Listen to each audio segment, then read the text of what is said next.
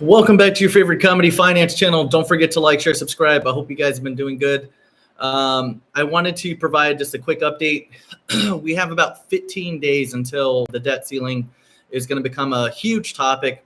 They have to figure something out, or come up with an extension by the 1st of June. Now, keep in mind, in order for them to afford an extension, they're still going to need to put money out there. So, regardless of whether or not they extend it till October, we still have to take a look at where we're at now. We're at 102.43 in the USD. And I feel more and more that the money market accounts or the money market funds are a giant honeypot. Because right now the deal is pretty good. The deal is pretty easy of a decision to make, because if you think about it, and if inflation rate is about 4.9%, federal funds rate is 5.25%. So you do have a positive interest rate there. However, you still have to deal with that debt ceiling. So when that debt ceiling happens, you're going to get a whirlwind in inflation rate. So I don't think the CPI reports that are going to be coming up later on are not going to meet the expectations that they're hoping for. I do feel like they're going to increase the inflation rate target to 3 to 4%. I feel like it'll probably be 4%, not 3%. And if you've been paying attention to the last conference meetings, you'll notice that they continuously say how arbitrary it really is. So this is kind of why I feel right now we're going to go through this really deflationary moment in the US dollar. I was talking about it in the last videos, where we're probably going to see the dollar go from about 101 to 103. You're going to see some turmoil in the markets. You're going to see some turbulence.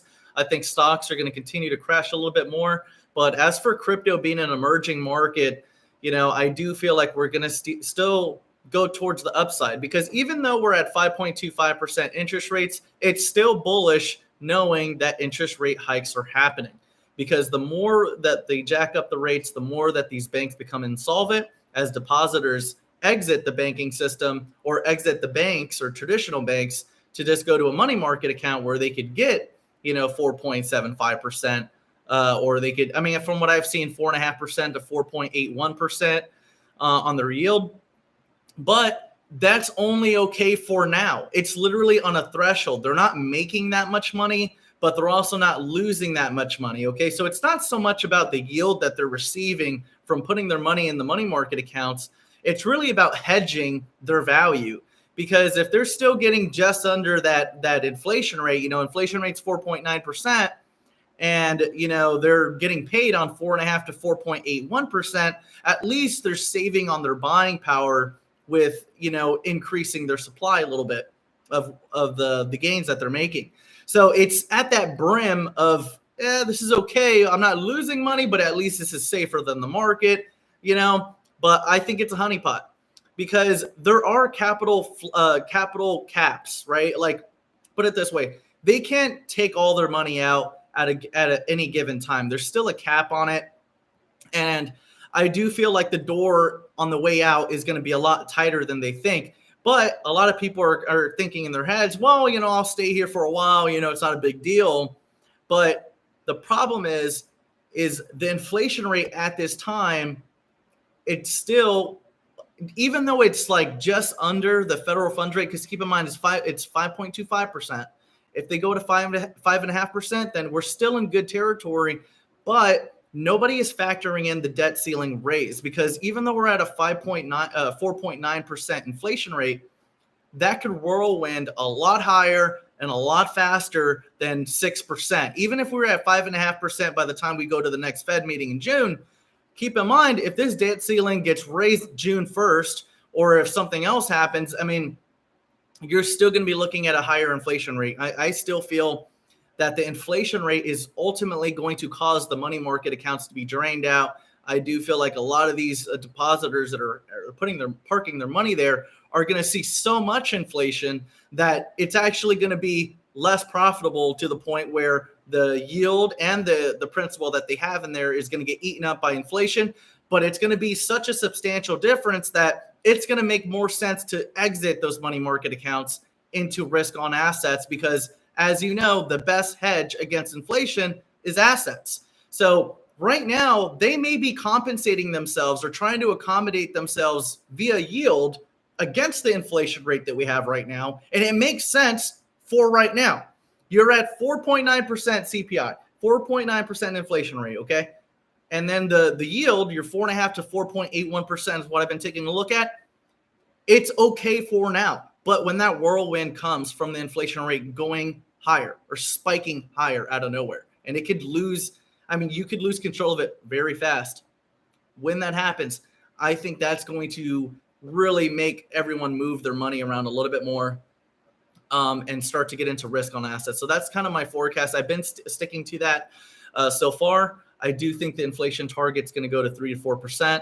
And then we just got to see what happens from here. I think we're in bullish territory, though, because no matter what, let's take a look at all the variables, okay? And, of course, make your own bets. We could go to 0 by tonight. You know, you never know. But I'm very bullish. I've been collecting more tokens. And the way I see it, if rate hikes to me are now bullish because it's making other banks insolvent. It's causing consolidation in the banking industry. So there's that. Now, I do know that this is kind of like a stepping stone towards nationalization of banks and also towards capital controls. So if we go towards this capital control type of environment, they're going to start limiting what you could buy, what you could sell, and how much money you can actually liquidate from one market to the next. Okay. So all of these things are bullish for crypto because self-custody. You know, a lot of these banks are going to become so annoying to people that they're going to realize that self-custodianship is the future. They're going to start seeing that their wealth is really in the hands of a select few or in the hands of these banks that are manipulating the system or whatever the case. Because if you think about it, you know, JP Morgan founders, I mean, they're part of the Fed. I mean, they literally have active bloodline right now that's connected to the Fed, that they're founders of the Fed. They're utilizing our own banking system to create monopolies and crash other banks, buy them up for cheap. I mean, this is all a real consolidation, very controlled. But in the midst of this all happening, you have people getting fucked over because they're well over the FDIC insurance policy. You know, they have more than enough money where they're not going to get covered. And then let's say that at the time comes where a lot of these other banks fail in the hundreds or the thousands that fail at the same time. There's not enough FDIC insurance to cover all depositors anyway. So at the end of all of this, we're going to be taking a look at a massive bailout at some point, or they're going to let everything die out, which, you know, I don't think is going to happen, but we'll see what happens going forward. But all of these things to me are all bullish territory. You know, if you take a look at the rates, you could take a look at the banks and insolvency and say, okay, that's bullish for crypto. You could take a look at them possibly cutting rates to make sure that all these banks don't collapse too fast. You could also take a look at it that way. The way I look at it and the way I'm always going to look at it, I don't really care. Like, I understand all the different things that are going on in the banking system.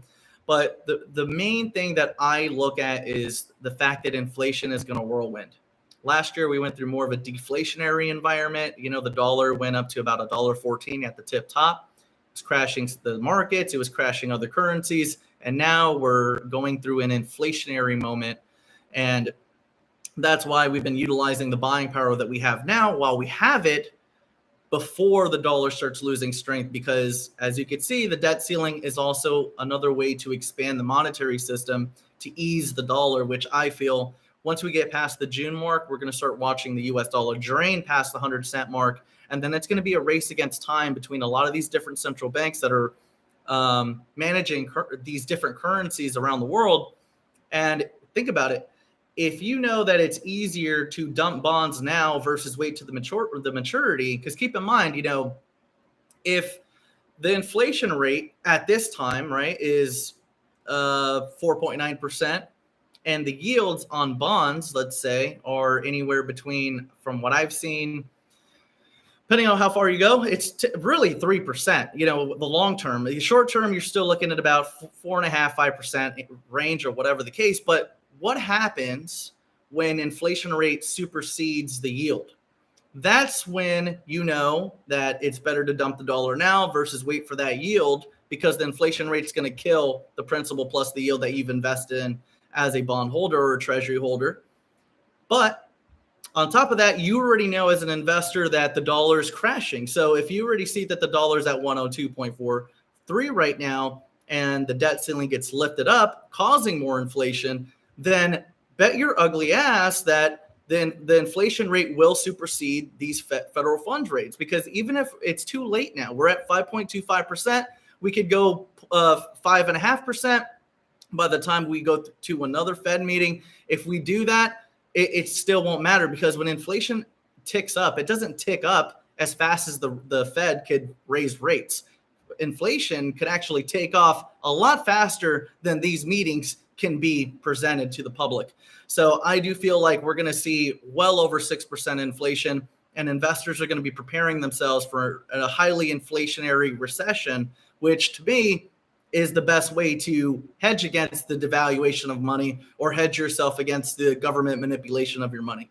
So if you know they're going to be expanding the monetary system, whether it's done through the debt ceiling or if it's done through more banks collapsing where they need to start cutting rates and they need to slash rates or whatever the case, you need to prepare for that storm, because all of these things are contributing to the value in the dollar failing.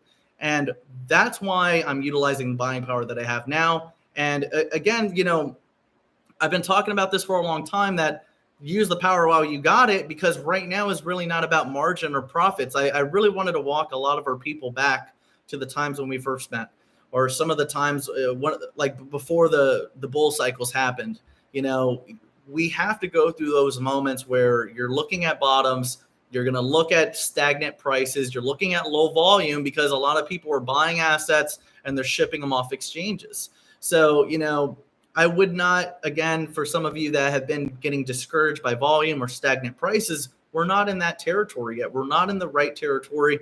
And, when I'm basing my exit strategies, or I'm putting my strategies together when it comes to considerations of profits, I like to do so in brackets of time, because it's really not about the multipliers at this time. There could be multiplier. I mean, we've already seen 2-3x between all of our picks now. But at the point of the matter is, there's no point in taking profits if you're not in that long-term capital gains bracket. But I don't think we're here for 2-3x either. So again, I'm really always taking a look at 50x to 100x plays. And because of that, I'm not really flinching on any of these 5x, 3x's that we're seeing in the markets. It's just not worth it to me, especially if you just got into the position and you're still in short-term capital gains bracket. So those are certain things that I've been thinking about. And again, this is not financial advice. You guys are going to make your bets however you guys want to make your bets. OddApp, we have short-term traders, we have long-term traders, leverage traders. I'm a long-term type of guy. I don't watch the charts that much. I do pay attention. I check in here and there, but I don't watch charts like that. I want to make sure I'm buying something that's futuristic. I could hold it for a long time, and there's not any sort of development hiccups in the way between now and later. And that's one thing I really want to make sure you guys understand, is when you're picking something out, pick something out for the long term, so that way you have an idea of where you're at when it comes to your long-term or capital gains, or your short-term or long-term capital gains. But let's take a look at some of your comments real quick. And if you guys want to bring up any picks, you're more than welcome to. If I know something about it, I'll say something. But again, if you go inside of OddApp in the crypto channel, guys, if the top left-hand corner, there's a pin section. I put a lot of different picks that we have on radar. You guys already know the ones that I like. I like 5 of them. I can't buy every good pick out there. There's a ton of good picks I can't afford to get. I'm keeping my portfolio at 5 positions only for me. Right now, I like ArcBlock a lot, ABT. I like Parsec, PRQ. I like Bluezo, BLZ, Jasmy or Jasmy, however you want to say it. And I like Dragon Chain. Those are my 5. I'm going to stick to those, and I've been sticking to those for a very long time. And a lot of people, they try to put together what NYC does. And guys, look, I know I'm the face of it, but we have an entire community behind me that like different things, and everyone has their own niche and special office. Some people really like AI. Some people really like, this type of token or whatever the case. So they strategize accordingly to those things. Okay. So, I don't want you guys to ever feel like you're stuck within a 5-position bracket or feel like that's what we are. That's just not what we do here. We have a lot of different people like crypto stocks, precious metals, all sorts of stuff. So again, guys, I'm going to leave my link below for OddApp. If you guys want to join, I would love to have you. I do want to give you an update on that. We did just got through launching a US based server. It's a 10x upgrade from what we had before. So you guys should notice a very considerable experience now, like a 10x experience better when it comes to speed and connection. So I do want to let you guys know about that. Besides that, if you guys have any picks or anything, just pop them into the live chat and I'll go over them with you. So far, I've seen pretty much the same stuff, guys. I haven't really been doing too many videos because we're still in that limbo. I told you guys, when we get to that 6 month, it's going to be a long month. The month of May is going to be a long month because we're pretty much anticipating the next movement in the markets, and everyone's going to have to make their bet. And I am making my bet that they're going to expand this monetary system to ease the debt ceiling that they need to raise. Jerome already basically said that he wants to raise the ceiling. Congress is pretty much right there, hand in hand. And even if we went to a default, that's another thing that, like, no matter what bad news we get economically, it's going to be good for the markets, is how I see things from here. Varel says, I guess we're going to zero by tonight. Lo Wang says, what's up, fam? Lewis says, yo, I'm here. Varel says it's more risky to not be risk on. Yeah, absolutely. Exactly. Banks became too annoying for me 10 years ago. John Wayne says, win moon. Billy Lamb says, you got your pulse chain bag, bro? Yeah, absolutely. You know, I'm very excited for pulse chain. EHEX is definitely going to zero. I would not buy that dip whatsoever. A lot of people, we're all happy with the launch of pulse chain, because at the end of the day, our CTO called Hex way back in the day, 4 or 5 decimals over of a penny. We did tremendously well with it. So it's good to see another opportunity where we could buy something new and then hold that 2-3 years and expect it to be worth it. So for me, when I do get the opportunity, I'm going to buy some pulse chain, but then I'll probably just sit on it for 2-3 years and call it a day. There's really no point. Like, it's one of those, and I wouldn't, for me personally, I wouldn't put any money that you're going to worry about, even $100, $200, something like that is still going to be worth it, because you're still buying a brand new market, and to hold something like that X amount of years, you'll do really well with it. And it's going to be a brand new ecosystem. Now, a lot of people were excited about it, but I knew a lot of people that were not excited about it. And for whatever reason, a lot of people didn't really listen to me on this. Guys, it was the biggest migration in history. It wasn't the biggest airdrop in history. It was the biggest migration in history. How is that liquidity going to go to Pulse? It's going to need a transfer from EHEX over. A lot of people were burning their hex and yada, yada, yada. And yeah, I get that. I get you could have done that. But in my strategy, it was better to dump my hex and then go to the next ecosystem. That's more feasible to me. You get your airdrop, but it's not going to be the same value that you could sell your hex at now. It's just not. You know why? Because it's a brand new token. It's a brand new ecosystem. It's a migration. So it's going to zero.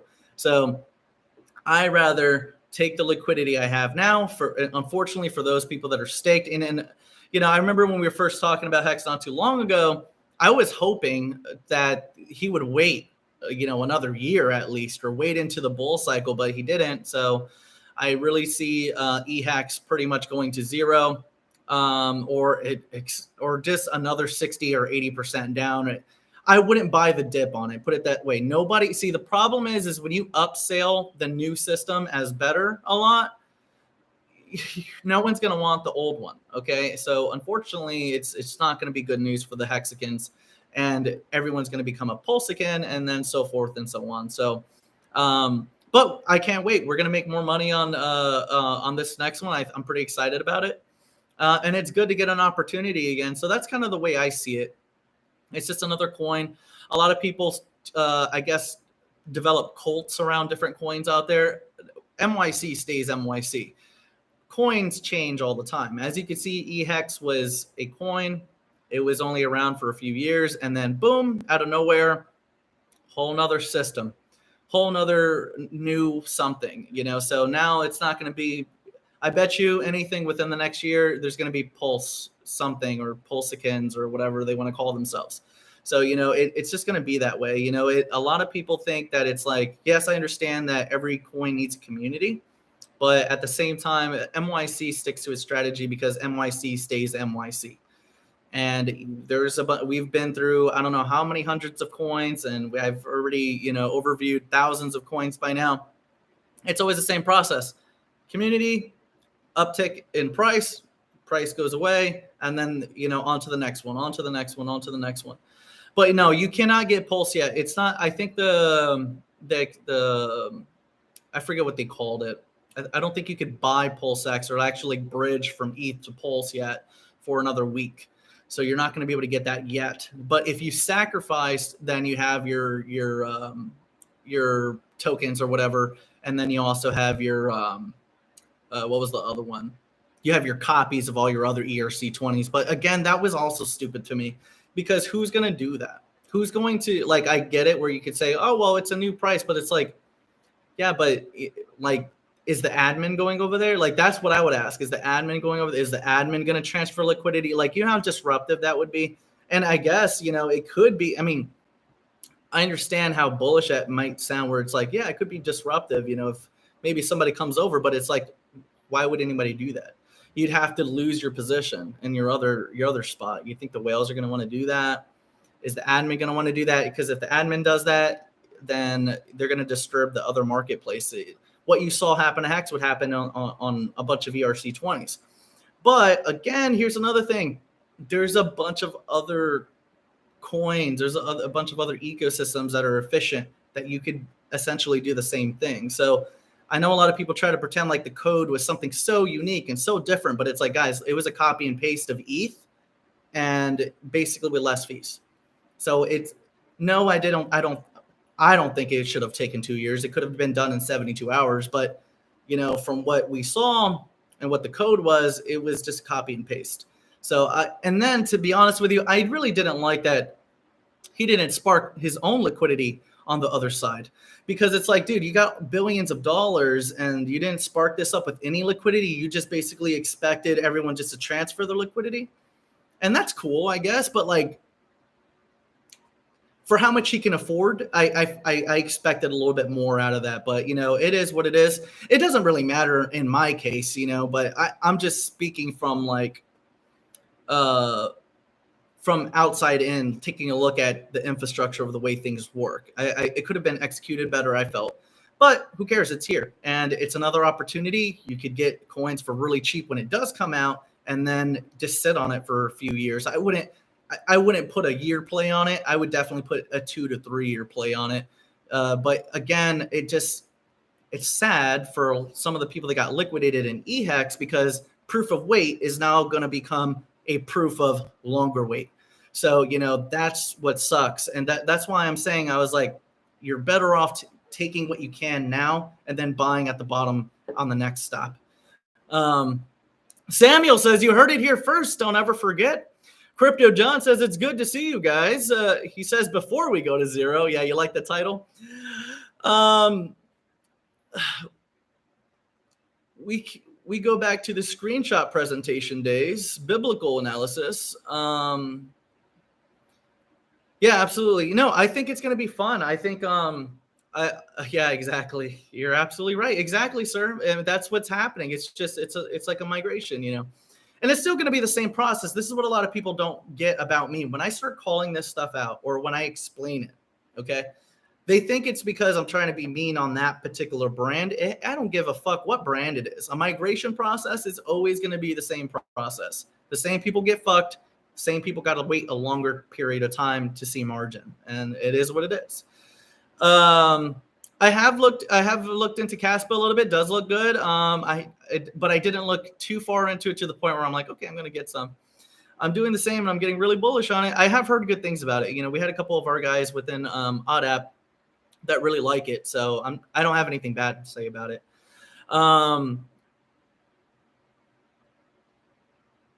Very similar to Bitcoin in fundamentals and block DAG. Okay, cool. Yeah, Crypto John, we have to do a live stream, bro. I'm actually on my laptop right now, and I was able to charge it, but it just takes a real long time. unfortunately, I have to basically take my laptop back to Apple and then have them fix whatever's going on with my, like, for whatever reason, it's just not charging as fast. It's just crazy. But anytime you want, bro, I will make sure that, but it would probably be on the other one, you know, by the time we get to do it. But what other picks have you guys been taking a look at? I don't know if I got to talk about Gala too much. I think Crypto John talked on it as well, but I didn't like what was going on with Gala. They were already showing signs that they were doing silly things, like they were printing more tokens, and then now this is now their second migration, and then the admin was even talking about maybe a possible third one if, for whatever reason, it merits it. If you need an upgrade, you know, and that's what's kind of stupid about a lot of these things. Is like when the admin talks about the migration, they always say, "Oh, it's an upgrade," you know, and it's like, yeah, an upgrade after we get fucked first, you know, like it is detrimental.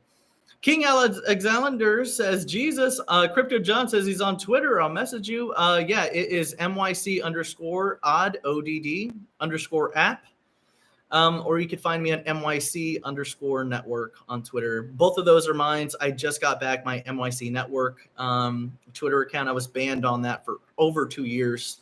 And then YouTube, we were banned for almost a year. But, you know, so we were literally the most censored and banned content you could find in the crypto sector. That's for the crypto sector. But again, guys, I do want to see John. John's supposed to be coming over OddApp. You better get over here. Damn it.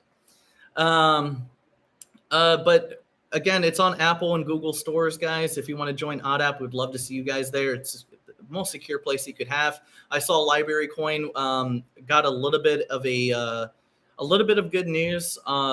Their lawsuit went from 22 million to 111K, and that's good news. But you know, again, we still need U.S. regulations. But Library Coin for the longest has been begging for a platform more secure than Discord, more secure than Telegram, and more secure than Signal. And here we are. OddApp is that platform. Okay. We just got through launching an upgraded US-based server. So you guys are going to notice very considerable speed and processing enhancements. And then on top of that, I'm going to be making a 48-hour cap on data. So it's not going to be retaining all this data. It's only going to have a 48-hour turnaround, and then it gets wiped. That way we can continue speeding up the server, but making sure that users are only available to see current data or what we're talking about now. Because you don't ever want to go too far back, because it's like, wow, you just missed all the updates. You want to stick to what's going on right now. Can't screenshot in there. It's AES, military grade, 256 encryption. You can't extract any data from it or anything like that. Can't screenshot. And it does no data harvesting. It's purely subscription sustained. Okay. Crypto John added you, my brother, and yes, I'll be downloading OddApp. Message you later about it. Yeah, dude, message me on Twitter. I'll add you back. Fabian, oh man, I'm late. Yeah, Fabian is always late. But that's pretty much what I have for you guys today. You know, the only thing I've been taking a look at is just waiting. I mean, I'm really just waiting on the next steps here. You don't have another Fed meeting until June, I believe. And keep in mind too, we don't have a meeting in August for a Fed meeting. Let me see, what date was that? Don't forget, on OddApp, every Wednesday, 10 p.m. Eastern Standard Time, we have a meeting. We have a voice conference every Wednesday, and I'll give you guys an updated forecast of whatever we see or anything we're looking at. Shout out to Jesus Coin. I really like Jesus Coin. That is the meme coin that I'm going to participate in because Christ is King. And if we're going to be talking about any sort of meme coin, then we might as well spread the name of Jesus Christ, okay? You know, put it this way. Pepe's already a fished out frog, okay? And then Ben is like self-idolatry. I think we got to do the right thing, guys. If we're going to play around with a meme coin, we got to get Jesus, you know? Let's take a look real quick. I want to make sure that I got my dates right here. So the next Fed meeting is June the 13th to the 14th, okay? And then we're off for August. So this next meeting is going to be a big one, but I think that it might be really bullish because we're going to get a debt ceiling decision prior to that. I would think we would get a debt ceiling decision before then. unless they really hike another, if they do another rate hike without giving us an extension, I guess, by the end of June, then I don't think we're going to get the news that I'm waiting for until, no, wait, no, you have June, July. Okay, never mind. So we might, I mean, we're going to have to see what they do. I mean, we're going to have to see the debt ceiling get raised or an extension happen in June. And then we're going to see what they say in for that Fed meeting, the 13th and the 14th. And then we got to see what the inflation report will be. I think that in the next, not this, I would say the next inflation report is probably going to be the most important, because at some point between, it has to be like literally within the next 60 days that they're going to need to find out that the inflation rate whirlwind. And that's what I'm going to pretty much keep harping on with you guys. You know, right now we already know where all the numbers are. You have the federal funds rate at 5.25%. If we go to 5.5%, whatever. We have the inflation rate at 4.9%. If they do another rate hike and inflation goes down a little bit, even on the next CPI report, again, we're taking a look at that debt ceiling, because no matter what they do, whether it's an extension or if they lift the debt ceiling, we already know they're going to do it either now or later. Once that happens, that's going to affect the current inflation rate from 4.9%. Maybe it might, well, from whatever they decrease it to, or let's say if it stays at 4.9%, it's still going to whirlwind up as soon as they do that debt ceiling hike. So that's what I really want to take a look at. That's really where I'm at right now. I'm in a limbo stage, and the market, I would say, is in the same stage. We're all pretty much waiting for that next big event. And for me, I'm waiting to see what the next inflation rate will be after they lift the debt ceiling, because after they lift the debt ceiling and they get that next inflation report, whenever that may be, whether it happens in June, whether it happens in July, as soon as they get that next inflation report after the debt ceiling bullshit is over, that's when they're going to realize that they're not going to hit ever again 2%. They're going to need to talk about inflation rate targets being shifted upwards. 3 to 4% is what I'm thinking. And then we're going to be taking a look at what happens with the banks between June and July. If we start seeing more banks default or more banks go under, then you can imagine that perhaps we could see some Fed rate cuts. But, you know, for now, I'm really just paying attention on what they do with the debt ceiling. If whatever that may be, that's going to be your first domino effect to see what it does to that inflation. Because to keep in mind, all this time for the last year and a half, we've been fighting the inflation rate by raising interest rates. But now we're running out of time, because now you need to raise that debt ceiling. As soon as that happens, all that work is going to go away. Okay. So once all that work goes away and we see where the inflation rate is heading, that's going to be a massive signal for a lot of the money market accounts to exit the money market and go into risk on assets. Because the reason why the money markets have $2.3 trillion, why they have all this money parked away, is because they're still getting about 4.5 to 4.81%. And that's accommodating for the 4.9 inflation rate. Okay. So even though we're still, you know, the Fed rate is 5.25, we could go to 5.5. That's still good enough for them to still get a decent yield, or a decent yield where it's hedged. It's not making that much money. It's not losing that much money, but it's better than being in the markets right now. Okay. But what's going to force liquidation out of these markets is going to be a higher inflation rate. And we're not going to get that higher inflation rate until that debt ceiling gets lifted. And then we're going to see that new inflation report. And that's when you're going to see inflation supersede the yield the bonds are giving, and also that the money markets are giving, to the point where they're going to be forcing to liquidate to risk on assets. So, and I'm going to keep this forecast. Let's remember what I'm telling you here on this, because this is going to be another one where exactly what we were forecasting, exactly how it's going to happen. So I'm going to continue hammering that on you guys, so that way everyone can remember this is kind of what we're forecasting. Okay. I'm sticking to that. It hasn't changed. That's just what I've been looking at.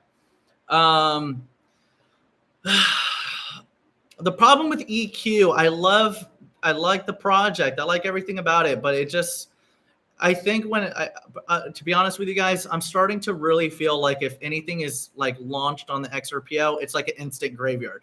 I really do. Like, I'm sorry.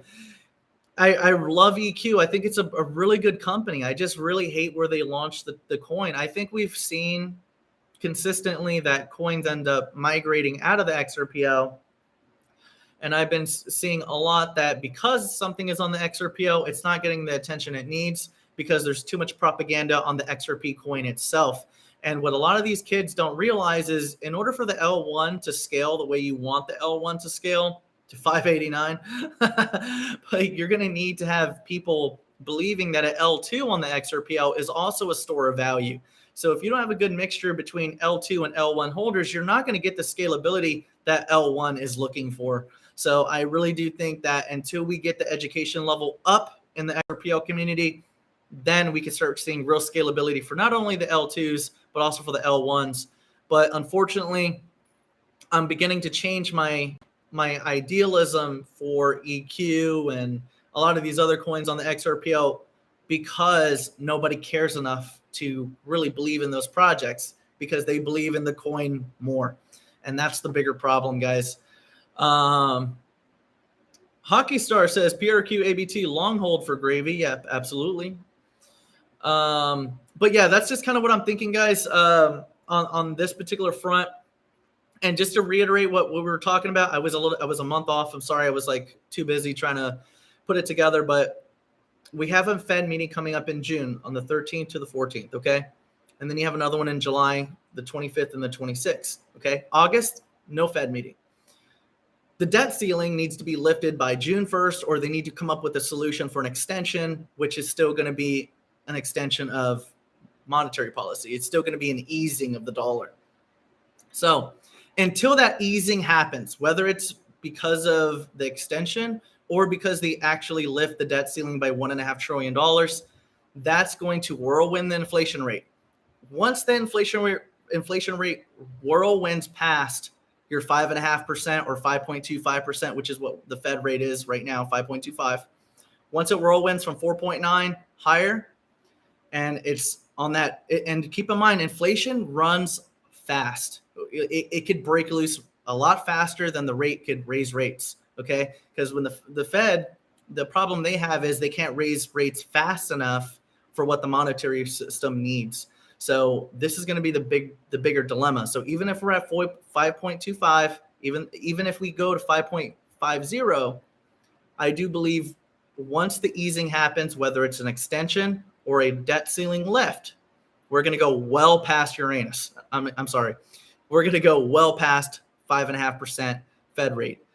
So once that inflation rate supersedes the Fed rate, that's going to be your signal for the money markets, the bonds, and a lot of these other places to exit the dollar or exit these other places into risk on assets, because assets are what hedge the best against inflation, whether it be stocks, crypto, or precious metals. Okay. And that's going to be my forecast. I'm sticking to that, guys.